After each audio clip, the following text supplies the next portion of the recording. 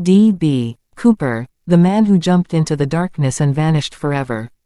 There are unsolved mysteries, and then there is the story of D.B. Cooper, a man who boarded an ordinary flight, calmly hijacked it, disappeared into a stormy night with $200,000 in cash, and was never seen again. More than 50 years later, no one knows who he really was, whether he survived, or where he went. And that's exactly what makes this one of the most chilling mysteries in American history. It all began on the afternoon of November 24, 1971, the day before Thanksgiving. While millions of Americans were preparing to celebrate the holiday with their families, a quiet man walked into Portland International Airport. He bought a one-way ticket to Seattle under the name Dan Cooper. The media later mistakenly reported him as D.B. Cooper, and the name stuck forever. At first glance, there was nothing unusual about him. He appeared to be in his mid-40s, dressed in a dark business suit with a white shirt, black tie, polished shoes, and a raincoat. He carried only a small briefcase and spoke politely to everyone around him. Nothing about him suggested that history was about to be made. After boarding Northwest Orient Flight 305, Cooper ordered a bourbon and soda, lit a cigarette, a common practice on airplanes at the time, and quietly looked out the window. He didn't look nervous. He didn't look angry. He looked patient. A few minutes after takeoff, Cooper handed a folded note to a flight attendant named Florence Schaffner. At first, she assumed it was another passenger trying to flirt with her. She slipped the note into her purse without reading it. Then Cooper leaned toward her and quietly said something she would never forget. "Miss, you'd better look at that note. I have a bomb." Her heart raced as she unfolded the paper. The message was simple and terrifying. He claimed there was a bomb in his briefcase. When she sat beside him, Cooper calmly opened the case just enough for her to glimpse what appeared to be wires, red cylinders, and a battery. Whether it was a real bomb has never been proven. But in that moment, no one dared question him. Cooper remained astonishingly calm. He didn't shout. He didn't threaten passengers. He didn't panic. Instead, he politely gave the flight attendant his demands. He wanted $200,000 in cash, 4 parachutes, and a fuel truck waiting in Seattle. If his demands were met, everyone on board would walk away safely. The pilots informed air traffic control. The FBI became involved immediately. As the aircraft circled near Seattle to buy time, agents rushed to gather the ransom money. Every bill was photographed so investigators could track it later. On the ground, law enforcement prepared for what they hoped would be a peaceful ending. Hours later, the plane landed in Seattle. Cooper watched calmly through the window. The money arrived. The parachutes arrived. One by one, the passengers were released. Not a single passenger was harmed. That alone made the hijacker unlike almost any other. Now only Cooper, 4 crew members, and millions of dollars worth of questions remained aboard. He ordered the plane to take off again. His destination, Mexico City. But Cooper had unusual instructions. He wanted the aircraft to fly low, around 10,000 feet. He wanted the landing gear partially lowered. He wanted the cabin unpressurized. And he wanted the rear staircase of the Boeing 727 ready to use. The experienced pilots warned him that these conditions were dangerous. Cooper didn't argue. He simply insisted. Outside, night had fallen. Heavy rain slammed against the aircraft. Strong winds shook the plane.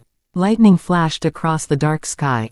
The aircraft disappeared into the endless darkness over the forests of the Pacific Northwest.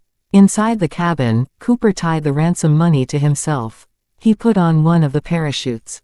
Then he gave the crew one final instruction. Go into the cockpit. Close the door. Do not come out. Minutes passed. Then, a sudden movement shook the airplane. The crew noticed the aircraft briefly tilted. The rear staircase indicator showed something had changed. But no one could see what happened. When the plane finally landed in Reno, Nevada, Cooper was gone. The rear staircase was open. 2 parachutes remained. The money was gone. The mysterious hijacker had vanished into the freezing night. Did he actually jump? Yes. But did he survive? No one knows. The FBI launched one of the largest investigations in its history. Agents searched forests, rivers, mountains, and remote wilderness. Helicopters flew overhead. Hundreds of officers combed the suspected landing area. Nothing. No body. No parachute. No clothing. No briefcase. No trace of the man. Years passed. Then, in 1980, an 8-year-old boy named Brian Ingram was digging in the sand along the Columbia River when he uncovered something unbelievable. 3 bundles of badly decayed $20 bills. The serial numbers matched the ransom money given to Cooper. It was the first confirmed evidence connected to the hijacking. But instead of solving the mystery, it only created more questions. How did the money get there? Did Cooper bury it? Did floodwaters carry it? Or did he die before escaping? Investigators couldn't agree. Over the decades, hundreds of suspects emerged. Former soldiers, skydivers, criminals, pilots, even ordinary businessmen. Each theory seemed convincing, until it fell apart. No fingerprints ever identified him. No DNA has conclusively solved the case. No confession has ever been verified. Some investigators believe Cooper died the moment he jumped into the storm. The weather was brutal. The terrain below was covered with dense forests, rivers, and rugged mountains. He was wearing business shoes, not hiking boots. The odds were against him. Others believe he carefully planned everything.